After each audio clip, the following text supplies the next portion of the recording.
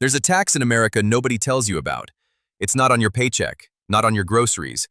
It shows up once, the day you sign for a car. And it's invisible, unless you know to look for it. Two people, same car, same dealership, same exact day. One of them paid $6,000 more for the identical vehicle. Not the color, not the mileage. One number on paper did it. Let's call this what it actually is, the invisible tax. Today I'll show you exactly how it works, and the 4 moves that stop it for good. Here's the lie you've probably told yourself. I just have bad luck with money. No, that's not what's happening here. The finance office isn't checking if you got a fair deal. Its job is to see how much tax you'll pay, without you asking a single question. If you walk in with no idea what you qualify for, you're not unlucky. You're exactly who that room was built for. Think about that chair for a second, the little desk, the box of tissues nobody asked for, the framed photo of someone's kids, angled just right. That's not decor, that's stagecraft, designed to feel like two people who trust each other, instead of what it actually is. This isn't a you problem, it's a system, one that profits every time someone skips their own rate. So let's put real numbers on this tax, straight from Experian's own data. Excellent credit, financing a new car? About 4.5%. Poor credit, on that exact same car, 16%. Used cars are worse, the range runs past 21. That's not 4 times the actual risk, it's the same car, the same loan, the same 4 years of payments. Run that gap over a normal 60-month loan on a $25,000 car. The tax alone costs you over $6,000. And here's why it's worse than it should be. The bank doesn't know your specific risk, only your tier. So it prices you like the riskiest person in that whole group, even if you'd have paid on time for 5 straight years. So, 4 moves, same format that's worked before. Because closing a tax like this takes exact steps, not vibes. Move 1. Know your number before you set foot on a lot. Pull your score for free, most banking apps show it now.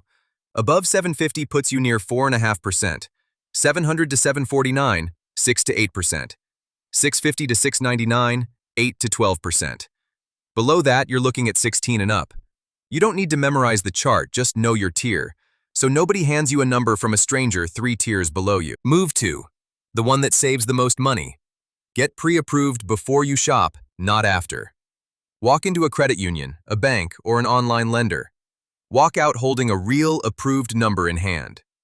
Credit unions run 1 to 2% below banks, and 2 to 4% below the dealership's own quote. That gap alone is $500 to $1,000 per point. So the difference between a pre-approval and just accepting their number can easily be $1,500 to $3,000.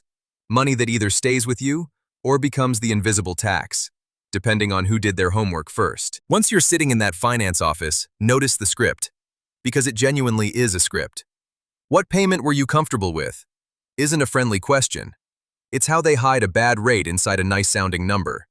Let me go talk to my manager isn't urgency, it's a timer, designed to make you agree before you've thought it through.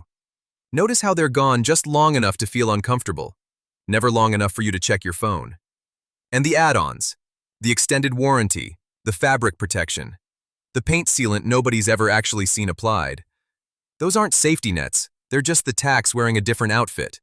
Sold to you right after you've already said yes. Here's the trap version of all this, built for people who feel stuck.